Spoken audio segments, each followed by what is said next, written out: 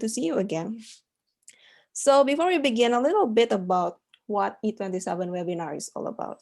So we started this series to facilitate learning and development of the startup community in Southeast Asia. Every 2 weeks, we bring in expert speakers from the region to share their experiences and best practices on contemporary challenges. Kindly note that this session is recorded and we will be sharing the video on our website later today. So our episode today is special because this will be the last for the year 2020. So yay, we're welcoming a new year soon. And we will talk about something that is very important, which is using data to make better decision while fundraising. So of course, this is a big deal for startup funders in Southeast Asia. And of course, we have a special guest today who is a former NASA engineer. Please welcome Mr. Sailesh Ramakrishnan, partner at Rocketship VC. Hi, Sailesh. Hi there. Hey, how are Hello, you? everyone. Yeah, I hope you're doing well today. Thank you so much, Anissa. Thank you for inviting me to chat.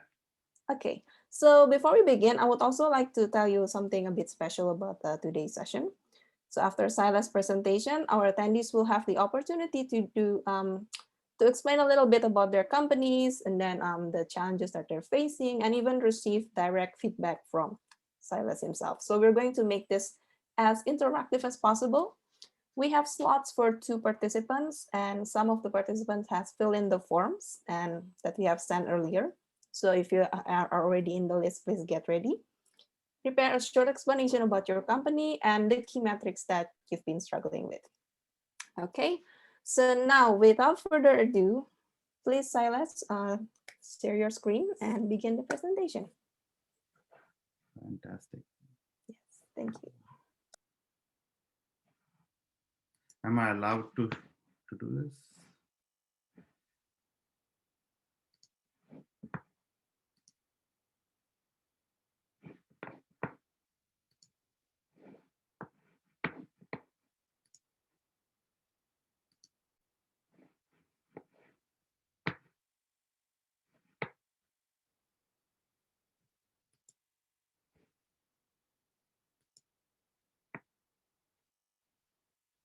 Are you able to? Or are you still stuck? Yeah. Give me a second. So. Okay.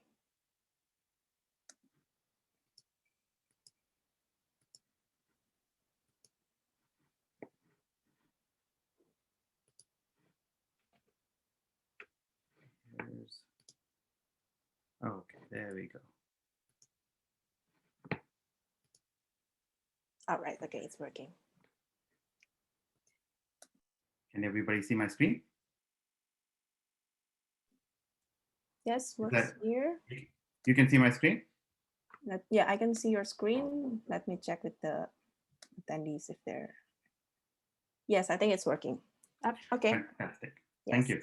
Feel free So thank you for inviting me to give this chat. I'm actually, both gratified that this is the last session of the year and you're asking me to chat. And I'm also, sort of being cognizant of this really interesting and different year and what that has brought to us in terms of ways in which we connect, interact, and so on. So I've tried to make things a little bit more fun than usual. And as several of you who have children might know, many of our children are sort of studying from home. My daughter, who's 9-year-old, has been creating presentations for her school. So when she saw that I was creating a presentation, she was super excited. And so she wanted to contribute. So some of the images you will see in this presentation have been chosen by her. So some of it might be more fun than I would have expected, but you'll hopefully enjoy it. So this is me. My name is Sailesh Ramakrishnan. I am one of the partners at Rocketship. We started this fund back in 2014. Quick background, I'm from India originally, but now have lived in the US for nearly 30 years. Went to IIT Madras, went to several universities in the US. The last school I was at is the University of Michigan, right there at the top. Then straight from there, I went to work at NASA, at the Ames Research Center here in Silicon Valley. Worked on AI for the next generation of Mars rovers. dream job for a kid who's always been super excited about space. So was excited to be at NASA. But unfortunately, many of these projects get delayed. Anything to do with space is actually pretty high time consuming in terms of problem solving. So those missions were delayed, and so I left and joined this other startup called Cosmics. We were acquired by Walmart in 2011. So I worked for Walmart, the world's largest retailer, for a while. And then I left to start this other company called Lockbox. I was a founder there. And we sold that company to Square, the cash register company. And then I left to eventually start Rocketship. My goal here is not so much to tell you all about my background as much as to impress on you that there is basically three aspects to my career. One is, for the longest time, I've been an AI and a computer scientist and entrepreneur. I've worked mostly in startups or have founded a startup, and now I'm an investor. So Anisa, Millie, can we make this interactive in the sense that if people have a question, do they post in a chat, or do they interrupt me, or should I just keep presenting?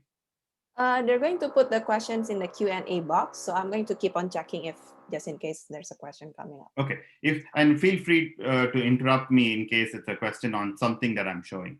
All right, cool. Cool.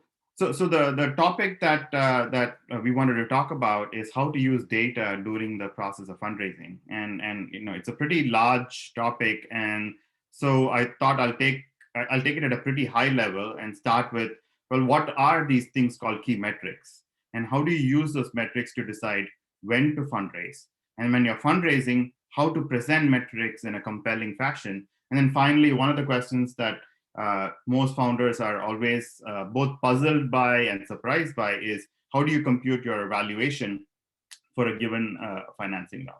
So these are some of the things we're going to come to cover, and it's at a high level. So again, please feel free to ask questions so we can go deeper. So key metrics. As most of you know, key metrics are metrics that are directly connected to the underlying value that is being delivered by the company or by the business. Metrics that, let's say you're a company in social media space, then the key metric there would be the number of users who are interacting within your social platform. So it's something that is integral to the value you're delivering. Unfortunately, many times people fall into this trap of focusing on things called vanity metrics, where these are metrics that are interesting, but not necessarily directly connected to the value or as completely connected to the value being delivered. So sometimes people tout things like they get a lot of likes, on their Facebook page or LinkedIn or other forums, or they get lots of 5-star reviews. And again, reviews are interesting and important, but they on their own are not a metric that you can consider a core or key metric. And then there's another aspect of this where people also express a level of success or progression by talking about how much money they've raised. Once again, it's a valuable thing to keep in mind. To raise financing, it's some measure of success, but it's not necessarily a key metric by which you run or you evaluate your business. So typically, the metrics that you want to focus on in your startup fall into these three different categories. The first is the key metrics, the core of your business. And usually, most founders are looking at or tracking a wide plethora of metrics. Everything is something that they are going to keep track of in a metrics dashboard and so on. But ultimately, when it comes down to how you organize and navigate your business, it usually gets simplified into one or two metrics. So once again, if you are a commerce company, it could be as simply the revenue per day, or revenue per week, or revenue per month, or number of transactions per month. Something very core or integral to your business. Let's say you're a software as a service company, then perhaps it's a metric called the monthly recurring revenue, MRR. That could be your core metric. So it's something very simple, easily computable, and directly connected to the value that you're delivering. The second key data aspect is the growth rate of this metrics. So knowing what the metric level is, And the second part is, how is it growing? How is it changing over time? That's an important aspect of trying to understand how these businesses are sort of navigating this chasm where you have a product and there is a market that needs this product. How well that match is happening is usually reflected in how quickly you are potentially growing. And then the third thing, and this is often sort of overlooked, is every startup uh, at its core has some secret that they have figured out, right? They know something that nobody else does, because that's what they feel is what they call their moat or their defensive strategy. It could be as simple as, well, I can execute faster than anybody else. That could be part of your secret sauce. Or I have figured out a growth strategy that nobody else has figured out that allows me to grow very fast at very low cost. It's some aspect that is integral to your business. It's not perhaps yet a core metric, but it's something contributing to the core metric. But that's something you have figured out. So your secret sauce, if you will. So let's jump to the next part. So how do you use these metrics to help decide when to fundraise and how to sort of evaluate that particular point? So most people look at fundraising as a linear fashion where you say, oh, I have so much money in the bank and it's costing me so much money per month to run my business. So I know my runway is X many months. And so I should fundraise sometime before that. That's how most of the time most founders evaluate when to fundraise, which is a very reasonable approach, but there's a challenge with that approach. The challenge is that you don't want to raise money at a point where you don't have too much runway left, or you're going to fall off this cliff. The second is you may or may not have the right metrics at that time to invest, to raise funds. And so identifying that spot where you need to raise money and hence align your goals, your plans, your strategies to achieve metrics by that date is the critical aspect of deciding when to fundraise. So typically in our ecosystem, we pick somewhere between 3 and 6 months left in terms of your runway as the time to potentially consider fundraising. And you have to evaluate and see if it's possible to get those key metrics aligned and at the right value for fundraising. Usually this indicates an inflection point. So let's say, for example, for the last 3 months, you've been growing steadily at, let's say, 5%. But then the most recent few weeks, you've started growing at 20%. Is that a good time to fundraise? Most likely not, because you don't yet have enough data to show that you're actually at this inflection point. So you actually have to have enough data in your near execution to show that you're growing rapidly, that this growth is actually extrapolatable, and hence that's the time you approach the market. The third aspect here is that most people look at company fundraising at a particular scale level. There are sort of rules of thumb that investors use in some sense. You're raising an angel round, you may not even have revenue.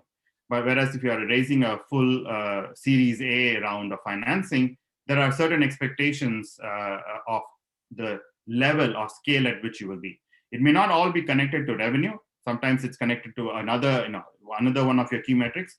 But usually the time point at which you raise is something that investors look at and say, okay, is this company at the right scale for me to consider for investment? Sailesh, I have a question. Yes, go for it. Okay, so let's just say in times of crisis like we're facing today with the COVID pandemic and everything, does the same rule apply, or is there any other consideration that we need to consider when fundraising in a time of crisis? So great question.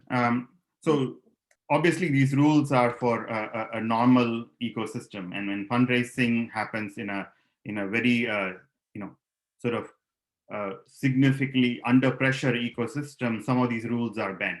And so what happens typically is three things. One of three things, I should say. There are certain kinds of companies for whom the pandemic or this particular ecosystem is actually causing them to execute faster. So for example, delivery services in this pandemic have been growing like crazy because the pandemic needs their services. So in the case of those kinds of companies, schedules get compressed and you raise sooner rather than later. Whereas companies who are negatively impacted significantly, let's say you are in the travel business or the hospitality business, then your market, the market is not ready or is not able to predict what the future is going to look like. And so you might not be able to do a full series round, but perhaps you should be in the market for a sort of a bridge round or an intermediate round, where you can get enough capital to sort of get you through the process. The middle class of companies where you're not growing rapidly, but you're not so negatively impacted, those are the kinds of companies that I would urge you to still tighten your belt a little bit and get past this particular pandemic issue, and then go out and raise. Because if you raise at this point, typically what that means is you will get the valuation of a negatively impacted company and not get the benefit of being moderately okay in the pandemic. So the moderately healthy ones, in some sense, are at a disadvantage. Cool. So next question here is how to present metrics. And again, the reason I mentioned this is I see a lot of founders pitching companies to us, and oftentimes there are either too little metrics or too many metrics, or the metrics are too far in the presentation. And I am a data-oriented person, but I've also seen other investors react very differently to these kinds of presentations. So I would say most presentations I see are broadly classified into two kinds of pitches. One is a vision pitch, the other is a metrics pitch. The vision pitch is where you are a company that doesn't have metrics yet, or those metrics are not yet comparable, but what you are seeing and what you're willing to sort of offer to the investor is a vision of what this could look like 2 years from now, 3 years from now, right? So you are actually building a sort of a castle in the sky, if you will, by saying, this is what it's going to look like. So if you believe me, if you trust what I have, this is what it's going to look like. So there you want to present that vision, and then you present the evidence. So the metrics come slightly after to say, why do I believe that is possible? Well, I actually been trying this for the last couple of months, and I have some initial data that shows that if this trend continues, I can realize my vision, right? So the vision pitch, the vision becomes more important, and the metrics become supporting evidence. The metrics-oriented pitches are focused solely on saying, hey, I'm going to become a great company, and I have the metrics to prove it. In either case, you want to focus on not too many metrics, but one or two of your key metrics. And as I've shown in this cartoon here, most of the times you want to focus on not just the metric as it is right now, but what was it in the past, what is it right now, and what is it going to look like in the future. So let's take a simple example here. Let's say your key metric was revenue. You want to show the revenue as it was in the last 3 months. You want to show the revenue as it is right now. And you want to show the revenue as it's going to be in the next 6 months. Show the trajectory. Don't make people guess at whether this trajectory is going to continue. Give them actually that vision of how it's going to continue into the future. And literally the second or third slide in your presentation should be this key metric, because this actually lays the tone for the rest of the presentation. Once people have actually understood this, they are more excited as they go to the rest of the presentation. They're already saying, oh, this is going to be a $50 million business in 3 years. And that excitement carries through as they continue the presentation. So as I said, key metrics are very important. But the next thing associated closely with the key metrics is the growth rate. Because as a startup, we are small, right? We are just growing. We are maybe 1 year old or 6 months old. So our numbers are not going to be that large. Maybe we are at 50,000 users or 100,000 users. In the grand scheme of things, that's not a significant number. Population of India is 1.3, 1.4 billion. Population of Indonesia is in the several hundred millions. Given those numbers, your number doesn't look that big. But what is interesting is if it's that number with this growth rate, then in a 3-year time, you could be the most dominant player in the country. That is the argument every startup is making at its early stage.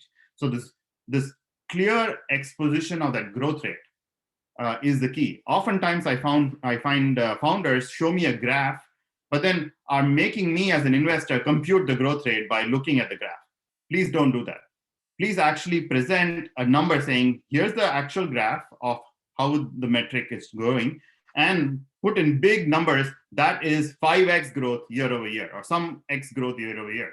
Make it easy for the investor to see this is a super fast growing company. And that actually makes it exciting. The next thing after the metrics is to present the secret sauce, the ingredients of the secret sauce. So here, these are the ingredients of a particular type of pancake. It's apparently a very interesting, very, very tasty pancake. And I didn't actually, it's a pancake / pizza crust. And the reason I have this cartoon, which my daughter liked, is it's the first one where she found that the crust has honey in it. And I never knew that you put honey in these kinds of pancake crusts. Anyway, explaining the secret sauce is important because that's the final part of the evidence chain that tells an investor why this is all going to work and why other people are not going to be able to compete with me, because I am the one who has figured out the secret ingredient. One of the examples, it could be, like I said, as simple as, here's the strategy. Everybody else is acquiring customers at $5 a customer. I have figured out how to acquire a customer at 30 cents. That is an order of magnitude difference. And here's how I've done it. That gives investors enormous confidence in believing your approach. And then finally, valuation. So, this is a question that everybody always asks me, right? Like, how do you pick valuations of companies? Like, and most investors, well, it's somewhat of a science, but somewhat of an art as well. So, like I said, if you're from an MBA school, you would already know these names here. There's the cost method, the market method, and the discounted cash flow method to coming up with asset valuations. But ultimately, in our space, valuations are determined by the market. So from an investor perspective, how do I come up with a valuation? And so that you can understand for yourselves what that valuation looks like in a range. Like I said, ultimately, it's market driven. So for example, if you're a really hot company and some other investor wants to actually beat me to invest in your company, they will increase their valuation, right? So it's going to be competitive. But usually there's a reasonable assessment of the value of the company. When you're in the very initial stage, some of it is rule of thumb. So what typically people do is, when you're at the initial stage, your metrics are not there, you're getting your first round of financing, we don't yet know what your trajectory is going to be. There are many competitors in the space. So usually then what people do is they go by a benchmark from the category and the country. So let's say you're a startup from Brazil who has been around for 6 months and are in a fintech space. Then you get a particular valuation for your first round of financing that's more specific to the category and the country rather than anything actually that you're doing. If in that period you're showing high growth rate, then perhaps you will get the higher end of that range. If your growth rate is not yet, or if you're not yet in any sort of metrics level yet, then you'll get the bottom end of that. But once you start executing, you're past your seed stage, now you're reaching your Series A, then you have a lot of these pieces here. You're at the next stage, you have your core metrics, you have the growth rate for those core metrics, you have an expectation of your future revenue. That the way investors come up with a valuation is sort of 2 or 3 rules of thumb. One is, this stage of investor is expecting a particular ownership stake in your company. So a Series A investor is looking for, let's say, 20 to 25% ownership of your company. So you come to the Series A table and say, I want $10 million.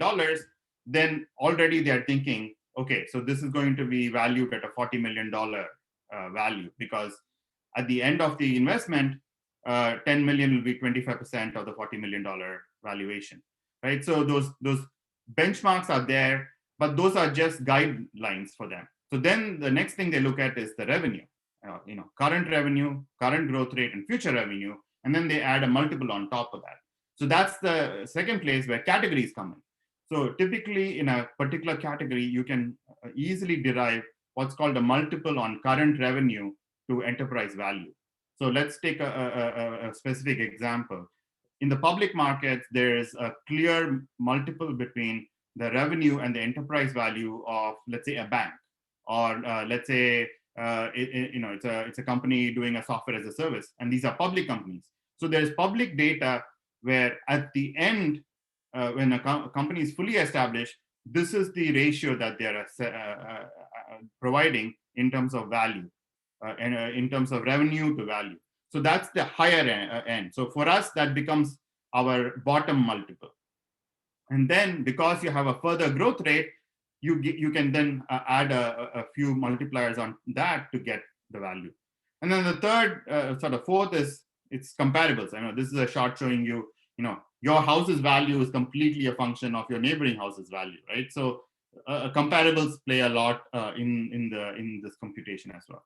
But these four aspects are usually how we arrive at evaluation. But then, as I said, in competitive situations, you always have to find the right value at which you think you will win the deal, rather than the calculated value from this approach. So that, in a nutshell, is quickly my presentation. Before we go, I'll leave you with one riddle, and we can continue the conversation. So thank you so much for this opportunity. But here's how I want to leave you with. There's this picture of this building here. It's a building in Kansas. There was a company that almost everybody in this world knows, started by brothers Dan and Frank Carney, American entrepreneurs. When they started this company, they didn't know anything. And they started this company, learned everything, and they made this into billions of dollars worth of business. And so for all of us entrepreneurs to see this example where this is so small a startup becoming a much, much larger billion-dollar company, it's actually a very amazing story. So if anybody knows what business this is, write that in the chat or shout out, or if not, at the end of the session, I'll tell you what this business is. So that's my presentation. I'm happy to answer any questions. If not, we can jump into, if anybody wants to sort of talk about their company, we can sort of go through this conversation with them as well. All right, thank you very much, Sailesh. That was very interesting. And I'm also curious about this riddle. I'm trying to remember if I know anything about this company. But yeah, we can reveal the answer later at the end of the event. Okay, so while we wait for the audiences to send in their question and answer, I would like to start with questions that I also have on my own. Okay, so I'd like to begin with the question about presenting the key metrics itself. So you mentioned that sometimes we can also be future looking.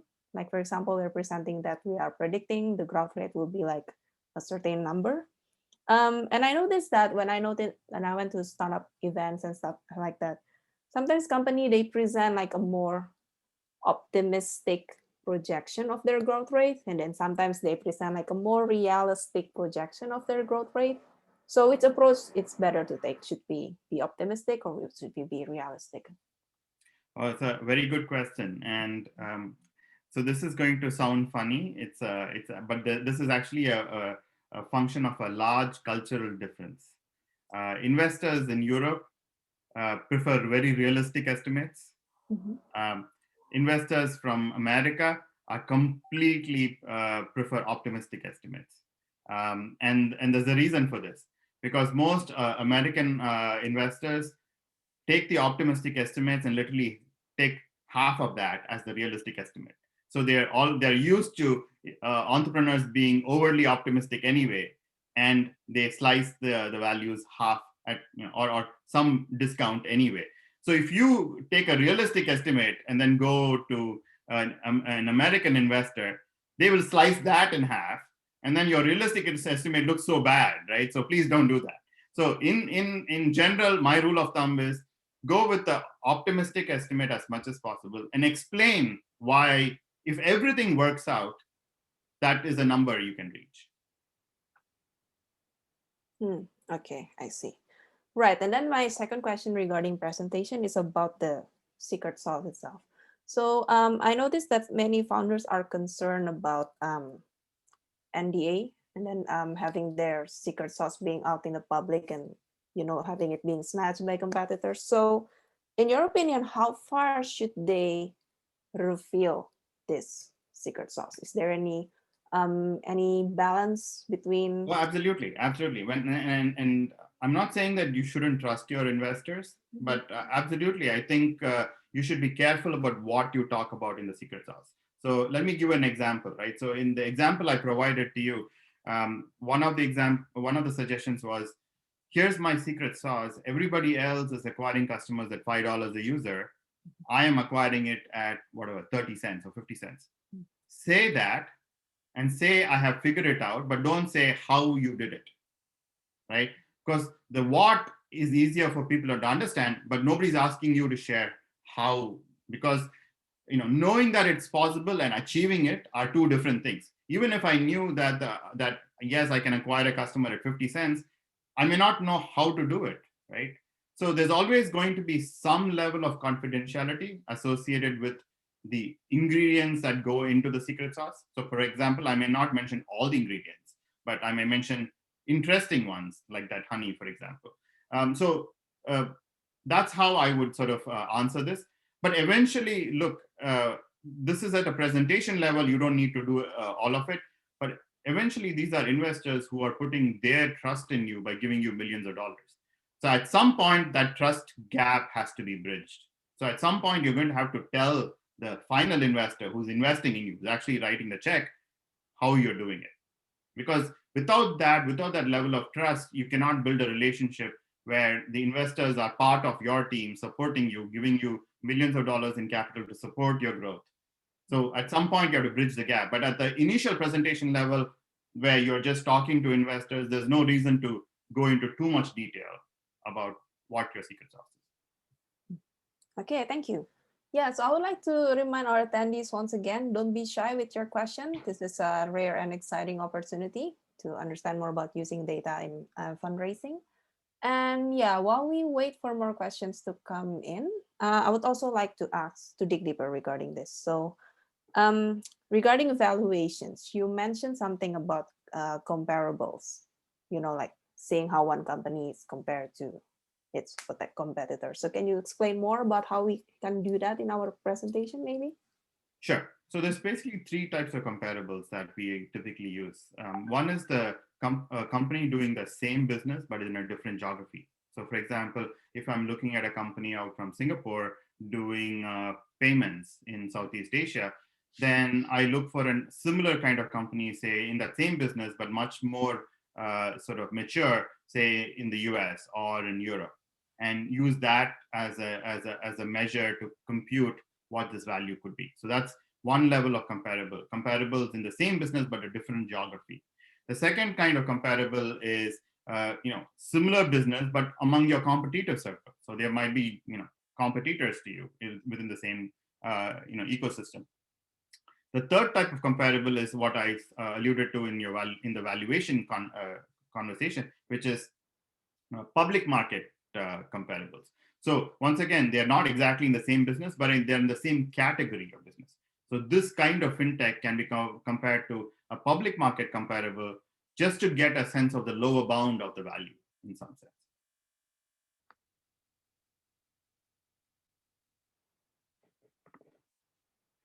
Sorry. Yeah, so I think this will be the last question from me, so seeing that there hasn't been no question from the audience at the moment. So what is the most common mistake that founders tend to do when they're presenting the key metrics?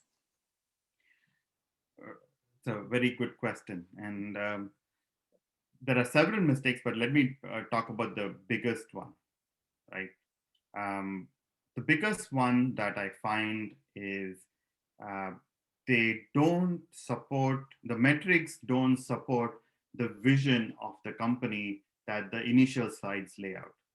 So, in the initial slides say, oh, I'm going to become the world's number one company in this particular area. Or let's say it's a SaaS software for writing sales proposals, something like that. You say all that, you make an investor enthusiastic, and then when you present the data doesn't support how that vision is going to be possible. So that is the biggest challenge most founders have, is connecting the vision that they want an investor to buy into with what data they have. And it's a natural challenge because they're early in their journey, and so they don't have much data to share.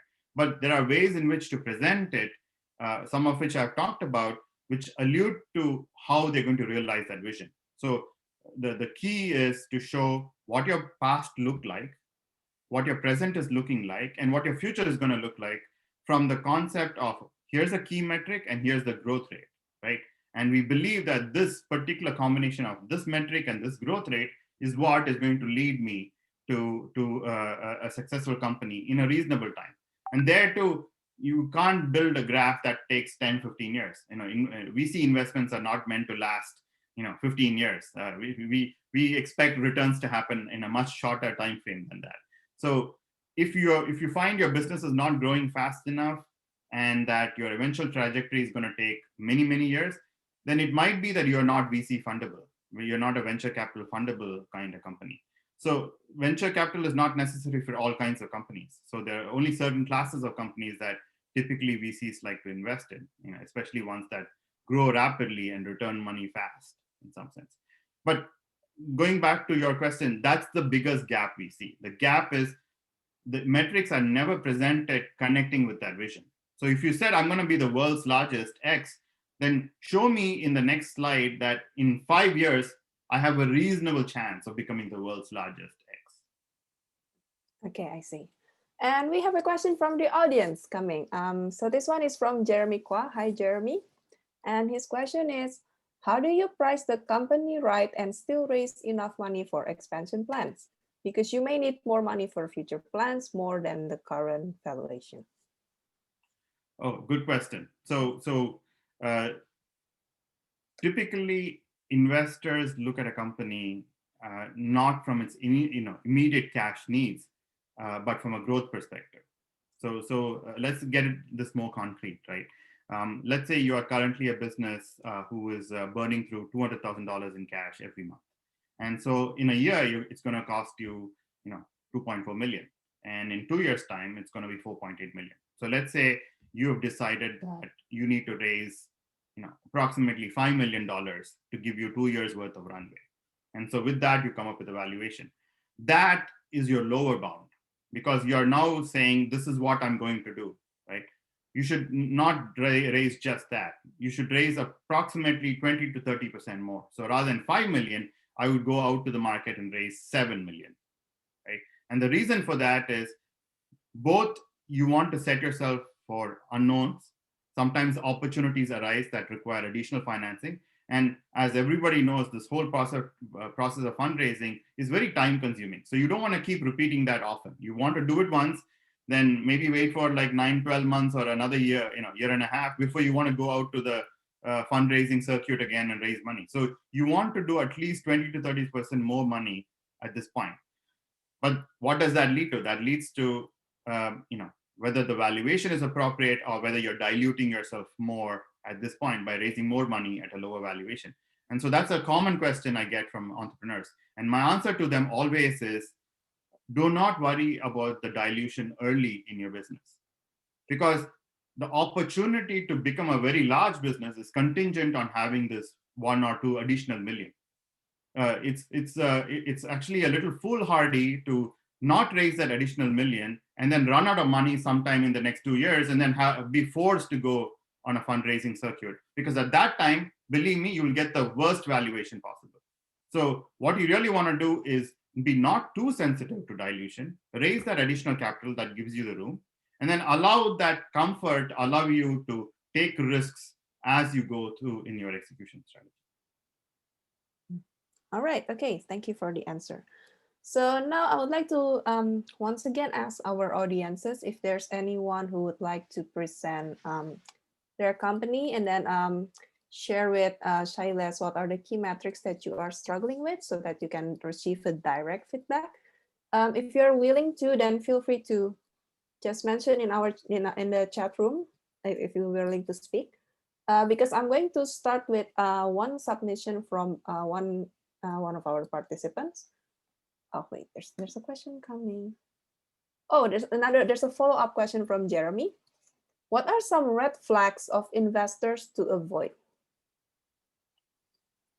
Sorry, can you repeat that question? As in, I get two meanings in that question. So, what are things that a founder should avoid that are red flags for investors, or what are red flags of investors that a founder should avoid? I imagine it's the red flags is coming from the founders themselves, and they are presenting what are their red flags. Got it. Got it. Yeah. Okay. So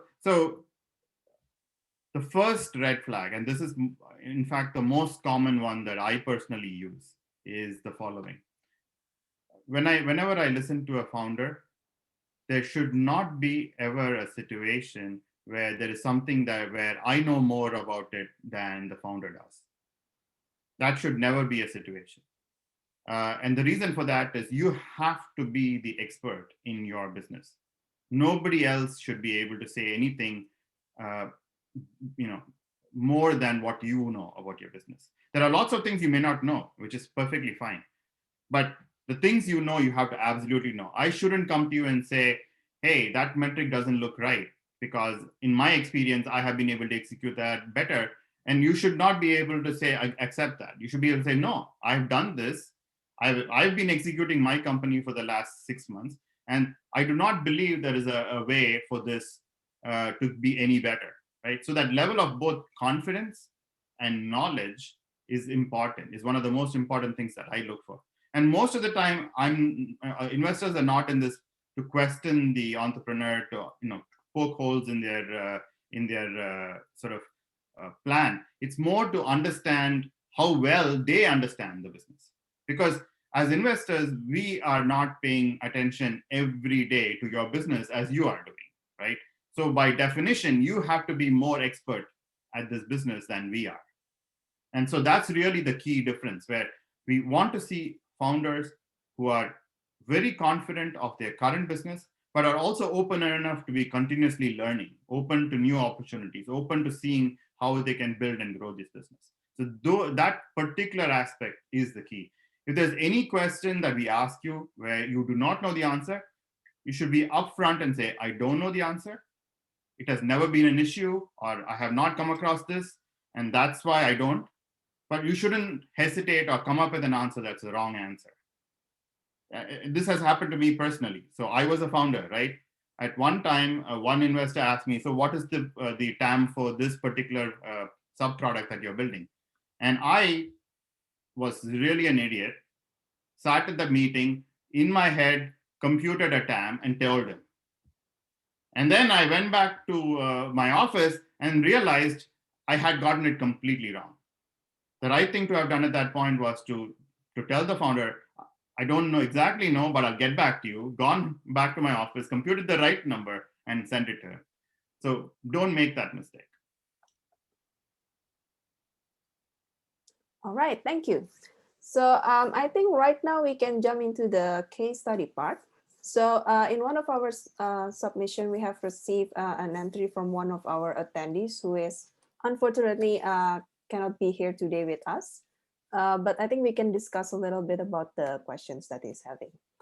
So this is coming from an e-commerce platform who is doing a cross-border trade with SME.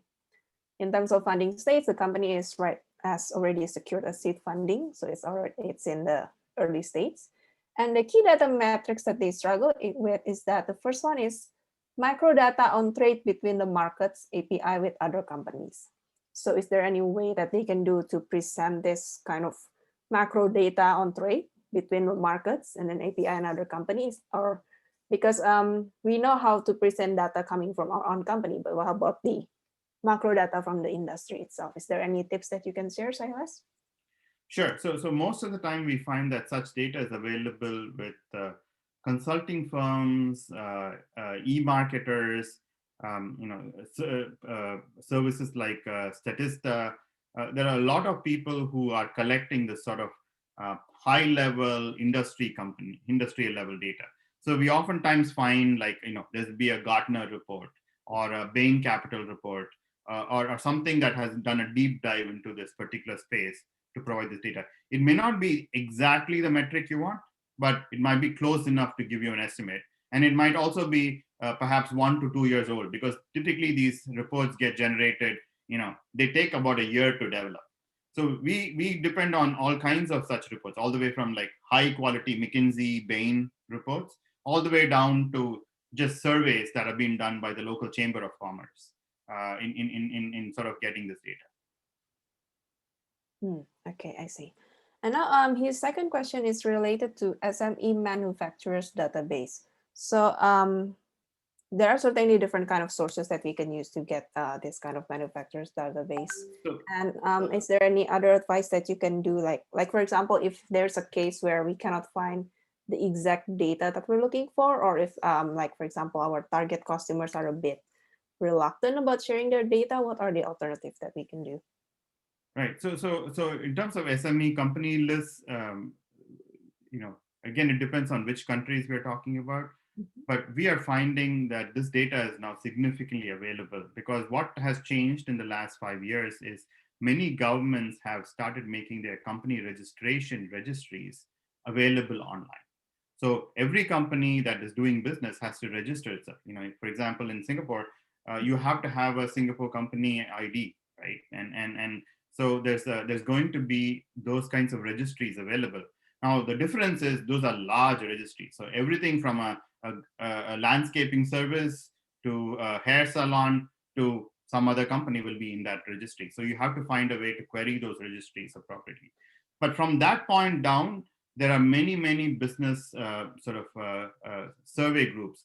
Again, I'm not sure exactly the equivalent names in the APAC region, but things like Hoover's, Dun and Bradstreet. These are all people whose job literally is to collect these kinds of business listings, if you will.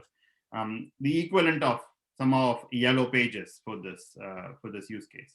So we find a lot of services of this sort to give us lists of companies, and several of them we actually consume ourselves as well. So our data-driven approach, we have all kinds of companies. We have at this point, I think, nearly 42 million companies in our database of companies that we are currently tracking. Of course, like I said, not all of them are startups, not all of them are venture fundable, but we have large data sets.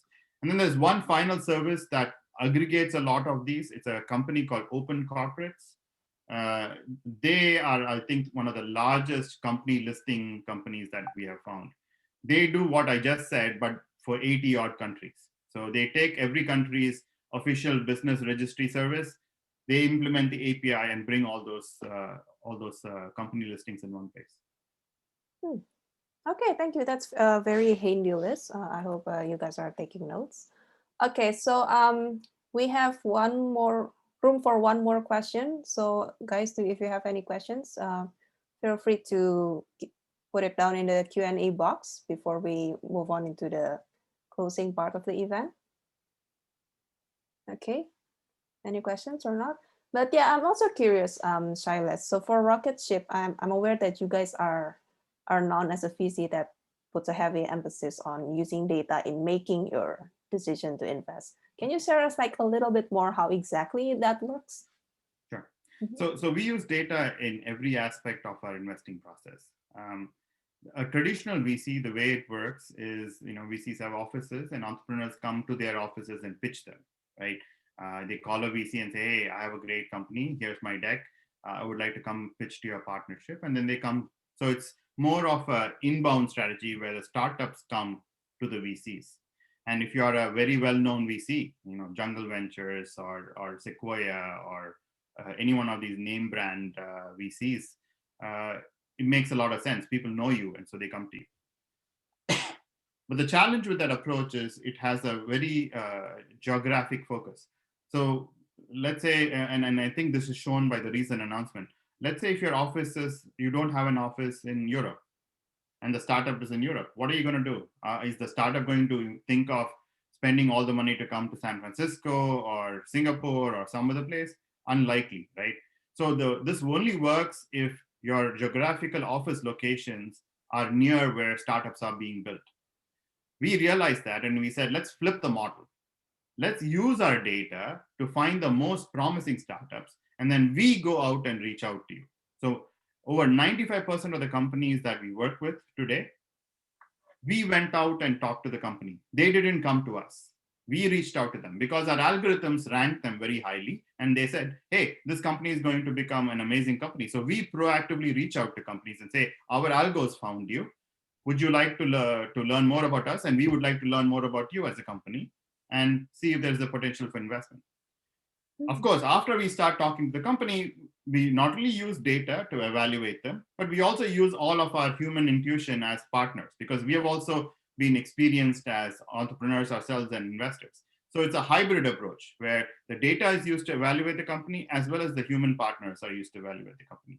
And then all of that put together, we drive to an investment decision and we make an investment. So it's a very unique strategy that is immediately a global strategy. So we are one of the few investors who started off immediately global. For even a small investor, we have investments in 7, 8 different countries. We have on any given day conversations with people from different places. So for example, today my conversations were with a company in Germany, a company in Europe, and a company in Brazil, right? So on any given day, I'm talking to companies all over the world. Okay, I see. All right, so I think we are nearing to the end of the event. So do you have any closing statement that you would like to convey to our Oh, audience? absolutely. Absolutely. Yeah. First of all, thank you so much for giving me this opportunity to chat. Mhm. I like the webinar format, but the only thing I wish for is if I could see all the attendees as well. It would be nice to get that feedback. So that would have been nicer. But at the same time, I think in this sort of virtual world, these are very great opportunities to connect with people whom you don't get a chance to normally connect with. So thank you so much for this opportunity. And then the last thing, I'm an investor, so I have to plug the investment side and say, I'm sure there are amazing founders out there building amazing companies. I did say our algorithms will find you, but don't wait for that. If you think you have a great company, reach out to us. We'll be more than happy to talk to you as well. And we are one of the few Silicon Valley based global investors made by data scientists and founders. So you will not find anybody like us on a cap table. There is this unique combination of 20 plus years, each of us with computer science, multiple startups and entrepreneurship, as well as investing. You will not find this unique combination. So I look forward to hearing from many more of you. And then if these are the final thoughts, I can also announce this particular answer to this riddle. I Yes, don't know if anybody's guessed it. looking forward to it. Nobody has figured it out. No suggestions at all. No, no suggestion at all. I'm thinking it's a fast food company. You're pretty close. It is a fast food company. Yeah, I think it's a fast food company. And I think that the fact that there's a house there kind of strongly related to the answer. Yes. So this is where Pizza Hut was created. That's where Pizza Hut was founded. And it's an amazing story. These founders, both of those guys, right, Dan and Frank, they didn't even know how to make pizza. They were not even Italian background or anything. They just found that there's this thing called pizza that people really like, but aren't able to make it at home and get it. So that was where they made their first pizzas. Mm. Okay, I see. Now I know what I'm having for lunch. Okay. All right. So we have entered the end of the episode. Thank you very much, Silas, for this very exciting session. For the audiences, we will send out a survey shortly after the webinar. Please take the time to let us know what are the other topics that you wish to hear next year and how we can improve this webinar. Meanwhile, you can always connect with us on our social media platform for more of such community discussions. And at the very least, we would like to say thank you very much to Silas for this conversation. And we also like to send a deep gratitude for all of our attendees and our audiences this year. It has been a challenging year, but it's also exciting at the same time. And we wish you all the best for the next year and see you in 2021. All right. Thank you very much, everyone. Have a good day and take care. Thank you, Silas. Bye. Bye.